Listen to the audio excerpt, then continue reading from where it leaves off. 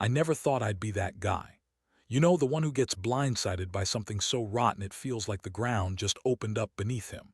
But here I am, staring at the pieces of what I thought was my life, trying to make sense of the chaos she left behind. Her name was Emily. We met in college, 28, full of dreams and promise. She was bright, funny, and somehow always managed to make even the dullest days seem like a joy. I trusted her with everything, the keys to my apartment, my bank account, my secrets. We'd been together for 3 years when she told me she was pregnant. That was supposed to be the start of something new, something lasting. But everything changed in that moment. When I saw her that day, she seemed nervous, fidgety even. She kept avoiding my eyes, darting her gaze to the phone in her hand. I remember the way my stomach clenched, an instinct I didn't want to listen to but couldn't ignore. Then I saw it, a message notification from Jake, my best friend. I didn't think much, just a quick glance. But what I saw made my blood run cold. It was a picture, a grainy shot of her, her face buried in his neck, her hand clutching his shirt. The caption was simple but brutal. "Can't believe I almost lost you." I read it twice, trying to tell myself it was some kind of sick joke. But in reality, I knew asterisk. My wife was cheating on me with my best friend, right before our wedding, right as I was planning a future that now felt like a sick joke. I felt like someone had poured ice down my spine. My throat went dry and my palms grew slick with sweat. I didn't say a word at first, just stared. She kept talking, dragging words out, trying to explain, but I couldn't hear her. My mind replayed the picture over and over, each detail burning in my brain. That was the moment I realized she had lied to me all along. She'd been sneaking around with Jake while pretending everything was perfect. The worst part, she kept lying even after I confronted her. She insisted it was a mistake, that it was nothing, that Jake was just a friend. But the evidence, it was just a drunken kiss or a friendly hug. It was more. They'd been hiding something, and I had enough clues to fill a detective's notebook. There was the lipstick smudge on her shirt I found in the laundry, the faint scent of his cologne still lingering on her sweater when she wasn't paying attention, and most damning of all, a text message I found on her phone, half hidden in the trash. "Can't wait to see you tonight. Don't forget to pick up the wine." That moment, I felt my world collapse. I wanted to scream, to shake her, but I just stood there, choking on the bile rising in my throat. She told me she loved me, that I was everything, and she'd never hurt me. I wanted to believe her. Hell, I wanted to believe she was just fooling around, maybe out of some stupid mistake. But deep down, I knew this was more than a fling. It was concrete. The days that followed were a blur. I kept replaying that moment in my mind over and over. I could feel the weight of her betrayal pressing down on me, heavy and suffocating. I'd always thought that if someone cheated, it would be obvious, some kind of loud argument or tears, but no. It was subtle, slow, like a poison working its way through our relationship while she smiled right in front of me. The betrayal had been hidden so well I'd almost missed it, almost convinced myself I was paranoid. That's when I started noticing other things. Her phone always had a new passcode. She'd leave her laptop open, then quickly lock it if I walked into the room. Her stories on social media suddenly changed. No more of the cute couples trips or silly jokes. Instead, she was always busy, tired, or working late. Each small sign felt like a dagger in my chest because I knew deep down she was hiding something. The night I found the lipstick stain, it was the moment I realized I was living with a stranger. The woman I loved was gone, replaced by someone I barely recognized. And yet I didn't confront her immediately. I waited, tried to piece things together to get a grip. But every time I looked at her, I felt like I was staring into a stranger's eyes, cold, distant, and full of secrets. I kept telling myself I was overreacting, that maybe I'd misunderstood. But the evidence was clear and my gut, it was screaming. I don't know why I waited so long. Maybe I was scared, or maybe I just didn't want to face the truth. But I knew one thing: if I didn't act now, I'd lose whatever shred of dignity I had left. So I started crafting my plan. I needed to see her face, confirm everything, and then decide what to do. I owed her that much, did I? Even if I'd been betrayed, I had to be sure. Because if I was going to walk away, it had to be with my eyes wide open. And so I waited for her to come home that evening, every nerve in my body taut as a wire. I had the evidence ready. I'd made up my mind. I wasn't going to be a fool, not anymore. I was going to confront her, and I wasn't planning on doing it softly. The moment she stepped inside, I knew my life was about to change forever. Would she admit it? Would she break down, or would she lie again? I didn't know, but I was ready for whatever came next. That evening, I stood in the shadows of my own apartment, watching her walk through the door. Emily looked tired, her eyes darting around nervously. She was wearing that same nervous energy I'd seen when I first found out. My stomach twisted, but I held my ground. No way I was going to let her see how much she'd rattled me yet. Not yet. She dropped her bag on the floor and headed straight for the kitchen, probably to pour herself a glass of wine or escape into her usual false comfort. I stayed rooted in the doorway, my fists clenched behind my back. I had everything I needed: screenshots, her texts, the lipstick stain, even the scent of his cologne, all laid out in my mind like a blueprint for what was about to come. When she turned around to face me, her face was a mask of exhaustion and something else. Fear, maybe, or guilt. Not that it mattered. I took a deep breath, forced myself to keep calm, and then I walked right into her line of sight. "Emily," I said, voice low but steady. "We need to talk." She froze, her eyes flickering with something I couldn't quite read. Her lips parted, but no words came out. That's when I pulled out my phone and I made sure she saw the screen. I didn't have to say much. The evidence spoke for itself. The picture of her with Jake, the texts about sneaking out, the lipstick stain I'd found pressed into my palm earlier in the day, all laid bare for her to see. She staggered back slightly, her face draining of color. I can explain," she stammered, voice trembling. "Explain what, Emily?" I cut her off. "That you've been lying to me since the day I proposed, that you've been sneaking around with Jake, my best friend, while I was planning our wedding." Her eyes widened. "It's not what it looks like," she whispered. "Please just let me explain." "I don't want to hear your excuses," I said sharply. "I want the truth. Did you do this? Was it real?" She hesitated, then nodded once, slow and reluctant. "Yes, it was real. I was stupid. I didn't mean for it to go this far." That word, stupid, hit me like a punch to the gut. I'd been stupid too, believing in her, trusting her. And now I was standing here, feeling like my entire world was cracking apart. My palms were sweating again, but I forced them to stay still. "I want to see the messages," I said, voice rough. "All of them." She reached into her pocket and hesitated, then pulled out her phone. Her fingers trembled as she unlocked it, and I could see her trying to hide the guilt etched into her face. I didn't bother asking for permission. I just took it and started scrolling. That's when I saw the full chain of lies. Flirty texts, lies about working late, plans to meet up. All of it confirmed what I already knew: she'd been deceiving me for weeks. Her voice cracked when she finally spoke again. "It wasn't supposed to be like this. I was confused. I loved you, but it just happened. I swear I didn't mean for it to get this bad." "Bad?" I echoed, voice rising. "You call this bad? You've been cheating on me with my best friend, and you think telling me it just happened makes it okay? You lied through your teeth, Emily. You broke every promise we ever made."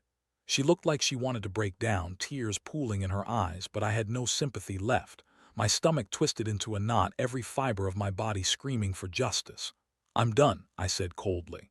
"I'm done trusting you, done pretending this is just some mistake. You're either going to tell me everything, or I'm walking out that door and never looking back." She looked at me with wide, pleading eyes. "Please, don't do this. I love you." "I made a mistake, I swear." "Love," I interrupted sharply. "You don't cheat on someone you love. You cheat because you don't respect them, and I won't be the fool anymore." I stepped closer, voice steady. "You've got 5 minutes to pack your things and leave. I don't want to see you again. If I do, it'll be to remind you of what you lost, the trust you threw away." Her face crumpled, tears spilling over her cheeks. "Please don't do this. I'll fix it, I swear." I shook my head, feeling a strange mix of anger and relief. "No, Emily, you broke the trust, and I'm done playing the fool. I hope Jake enjoys your mistake, because I sure as hell will never look at you the same way again." She looked at me, defeated, then turned and stormed out of the apartment. I heard the door slam behind her. For a long moment I stood there, staring at the empty doorway, feeling the weight of what just happened. I thought I'd feel relief. Instead, there was a weird, gnawing emptiness in my stomach, like a hole I didn't know how to fill. I wasn't sure if I'd truly moved on or if I'd just begun the long process of revenge. But one thing was clear. I had to do something to show her she couldn't get away with this. Now I just had to decide what that was. The next few days were a blur. I didn't sleep much, kept replaying everything in my head like a bad movie that refused to end. I'd confronted her and she'd left, crying and pleading. But I felt nothing but cold resolve. Deep down, I knew I needed more than just her departure to really make her feel the pain of what she'd done. I started planning. Not a childish retaliation, but something calculated, something that would hit her where it hurt most. I didn't want her to think she could just cheat and walk away clean. She needed to understand the chaos she'd left behind, and I was going to make sure she did, in a way that would echo in her mind for years. I spent an entire day digging through her social media, her emails, and her phone backups. I wanted to know everything, who else she'd been talking to, what other secrets she'd been hiding. Turns out, she'd been hiding more than just Jake. There were messages from a couple of guys she'd flirted with at work, some sneaky late-night texts that made my skin crawl. It was a treasure trove of her betrayal, and I was gathering evidence for what I had in mind. I also contacted a private investigator. I wasn't naive enough to believe she was done with her deception. I wanted to see if she'd continue to run her game, maybe even with someone new. I paid him to follow her, keep tabs, and gather any new dirt she might be hiding. It was a gamble, sure, but I needed to know if I'd missed anything or if she'd be stupid enough to slip up again. Meanwhile, I started slowly turning my apartment into a fortress. I changed the locks, made copies of all her keys, and set up cameras in every corner. I didn't want to be caught off guard again. I wanted the upper hand, and I was going to get it. I needed to see her face when she realized I had all the cards now. One night, I sat in my living room, watching the feed from the cameras. The soft hum of the monitor was almost comforting, a constant reminder that I was finally in control. That's when I saw her. She was out late, meeting someone in a parking lot, my chest clenched. The evidence was piling up, and I knew I had to act fast. The next morning, I sat her down for a final talk. She was surprised to see me so composed, but her eyes told another story: fear, guilt, a desperate hope that I'd somehow forgive her. I didn't say much at first. I just handed her a folder filled with everything I'd collected: the texts, the pictures, the surveillance footage. She stared at it all, her hands trembling. Her voice was barely a whisper. "How did you find all this?" "You made it easy," I said coldly. "You thought you could hide it forever, didn't you? Well, I've got news for you. I'm not the fool I used to be." Her eyes flickered with panic. "Please, I didn't mean for it to go this far. I was stupid, stupid." I interrupted sharply. "No, Emily, you're a liar. You've been messing around behind my back, playing with my trust like it's some game. And now I'm about to show you what happens when you betray someone's entire life." Her lip quivered. "What are you going to do?" I leaned in, voice heavy with resolve. "You're going to leave today, and you're not coming back. I want the keys. I want the furniture, every last thing. You're done here." She looked like she wanted to argue, to plead for mercy, but she knew better. I kept my gaze steady, feeling a strange calm settle over me. This wasn't about revenge just for the pain she caused. It was about reclaiming my dignity. She'd taken that, and I was taking it back. "I'll pack my things," she whispered, tears streaming down her face. "But I swear I didn't mean to ruin everything. I loved you." "Love doesn't cheat," I replied, voice flat. "And it sure as hell doesn't lie and betray. Get out." She didn't argue, just grabbed her bag and left. I watched her walk out, feeling the cold steel of satisfaction hardening inside me. I had made my decision. This wasn't about revenge for the sake of revenge. It was about clearing the wreckage she'd left behind so I could finally breathe again. As she drove away, I started gathering the keys, phone, and a few other things she'd left behind. I closed the door behind her with a final, decisive snap. The apartment was silent now, but I felt alive in a way I hadn't in weeks. Like I'd finally taken control of my life again.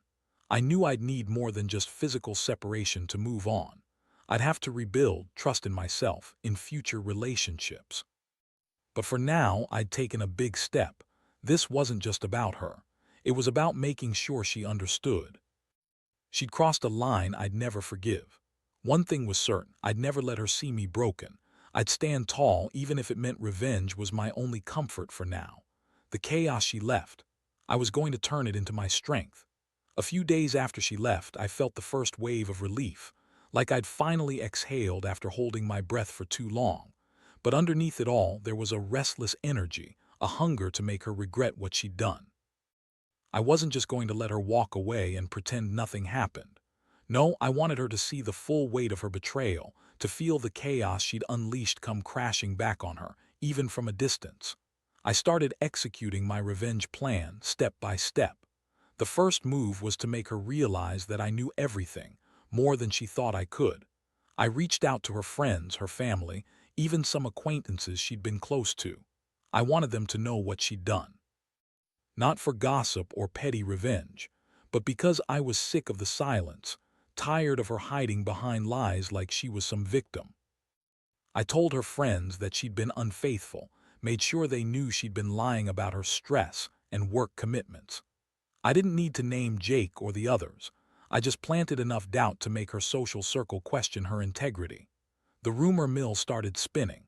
I watched her closest friends look at her differently, saw her social media posts go from cheerful to cautious, and I knew I was starting to chip away at her carefully constructed facade. Meanwhile, I made sure her phone was completely compromised. I installed a remote app that allowed me to monitor her messages and calls. It was a brutal move, but I wasn't interested in playing fair anymore. Every time she tried to delete a message or hide a conversation, I saw it. It was like having a secret window into her life, one I wasn't supposed to have. I also arranged for her to find some new evidence of her own downfall. I hired a private investigator to follow her again, this time to catch her in the act of doing something stupid or revealing more about her ongoing betrayal. I wanted her to see that I was always one step ahead, that no matter what she did, I was going to keep exposing her lies. One evening she came home unexpectedly and I was waiting in the living room. She looked nervous, her face pale. That's when I handed her a sealed envelope. She hesitated, then slid it open. Inside was a printed copy of her recent texts with the guy from her job, the ones she thought were hidden, the ones I'd intercepted. Her eyes widened as she read the exchanged messages, full of flirtations and promises to meet up. "I see you've been busy," I said, voice cold but controlled. "You thought you could keep this hidden forever, but I've got all the receipts now." She sank onto the couch, trembling. "You set me up." "No," I said. "You set yourself up, you lied, you cheated, and now you're trying to tell me it was just a mistake. Someone like you doesn't make mistakes, Emily. You make choices, and you chose to betray me." Her eyes filled with tears. "I didn't mean for it to get this bad. I was so confused." "You're not confused," I cut her off sharply. "You're selfish. You thought you could do whatever you wanted and I wouldn't find out. But I did, and I've had enough." I leaned in closer. "This ends tonight. You have 1 hour to come back here, grab your stuff, and leave for good. And don't even think about trying to call or text me afterward. If I catch you sneaking around again, I'll make sure everyone knows exactly what kind of woman you really are." She looked at me, eyes brimming with tears, defeated. "Please, don't do this. I'm sorry. I swear I'll change." "No," I said firmly. "You lose the right to ask for forgiveness after what you did. You want out, fine, but I want it clear you're never coming back. I don't want to see your face again." She nodded slowly, voice trembling. "I'll leave." That night, I watched her pack her things in silence. Every item she took felt like a victory. Every bag she carried out of my apartment was a reminder she had lost control. I helped her with the last of it, not because I was feeling generous, but because I wanted her to see that I was the one in charge now completely. When she finally walked out the door, I took a long, deep breath and closed it with a decisive click. The apartment was silent again, but this time I felt the quiet that comes after a storm, cleared, calm, but with the storm's debris still scattered around. I knew I'd made my point. She'd be haunted by this for a long time. Now I was left with the aftermath. I looked around at the empty space she'd once filled, knowing I'd have to start over. And yet, for the first time in a while, I felt a strange sense of liberation. I'd taken everything back, my dignity, my peace of mind, and I was finally ready to rebuild from the ashes. But I knew better than to think this was the end. The chaos she left behind was only the beginning of a new chapter, one where I'd finally take control of my story. The days that followed felt surreal. I stayed alone in the apartment, staring at the emptiness where her things used to be. The silence was deafening but oddly comforting. I'd managed to cut her out completely, and for the first time in weeks I felt a glimmer of clarity. Still, I knew better than to think this was over. If I didn't finish what I started, she might come back, or worse, continue her game somewhere else. I spent those days planning my next move carefully. The evidence I'd gathered was enough to make her regret her choices if she ever found out I had it all. I wanted her to see that I wasn't just letting her go. I was ensuring she'd never get away with it again. First, I contacted a lawyer I knew. I didn't want a messy divorce, but I did want to cover my bases. I told him everything about her affair, her lies, the stolen trust. I asked him to prepare the legal groundwork, just in case she tried to come back or cause trouble later. I wasn't planning on getting revenge just yet. I was just making sure I was protected. Then, I turned my focus to her reputation. I contacted a few friends I still trusted, told them enough to make her look bad without revealing everything. I didn't want her to walk around thinking she'd gotten away with everything. I wanted her to feel exposed, vulnerable, like she'd lost control of her carefully built world. I also started a small, quiet campaign online. Nothing overt, but enough to make people question her integrity. A few subtle hints on social media, a shared post about loyalty and betrayal. Nothing concrete, just enough to stir suspicion. I wasn't out to destroy her completely, just enough to make sure she'd think twice before ever betraying someone again. One night, I sat in the dim glow of my laptop, going over everything I'd done. The plan was coming together perfectly. I felt a strange mix of satisfaction and emptiness. Part of me was proud that I'd finally taken control, but another part felt hollow, like I was just revenge's willing pawn. Suddenly, my phone buzzed. I looked at the screen, an unknown number. My heart kicked up. I didn't answer, but I knew who it was. It was her, trying to contact me, probably begging or pleading, or worse, trying to convince me she'd changed. I stared at the phone for a long moment, debating whether I should ignore it or finally listen. I took a deep breath. I wasn't that guy anymore. I was done playing her game. The next day, I made a decision. I was going to cut all ties. No more calls, no more messages, no more excuses. I wanted her to feel the full weight of what she'd lost. So I went to the mailbox, grabbed all her remaining belongings, and handed over the keys. I wrote her a simple note. "This is goodbye. Don't contact me again." Then I took the box of her things, got in my car, and drove to her parents' house. I handed her belongings to her mother, told her everything I'd uncovered, and then left. I wanted her to see firsthand what her actions had done, not just to me, but to everyone who ever cared about her. As I drove away, I felt a strange calm settle over me. It was finally over. The chaos, the betrayal, they no longer controlled me. I'd taken back my life piece by piece. I knew she'd be haunted by her choices, just as I'd been haunted by her lies. The takeaway: sometimes the only way to reclaim your peace is to cut out the chaos completely. No matter how deep the wounds, the slow and deliberate removal of the poison is the only cure. I spent the next few weeks trying to piece my life back together. Honestly, it was a mixed bag. There were nights I lay awake replaying everything, feeling anger and relief tangled up inside me like a knot I couldn't untie. But each day, I forced myself to move forward. I threw myself into work, into friends who supported me, and into rebuilding my sense of self. The truth is, I don't think I'll ever forget what she did or how it felt to be betrayed so profoundly. But I also realized something important. Betrayal isn't just about the other person's actions. It's about how you respond to it.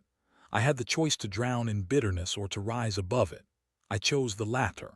One quiet evening, I sat in my apartment, feeling the weight of the past fall away.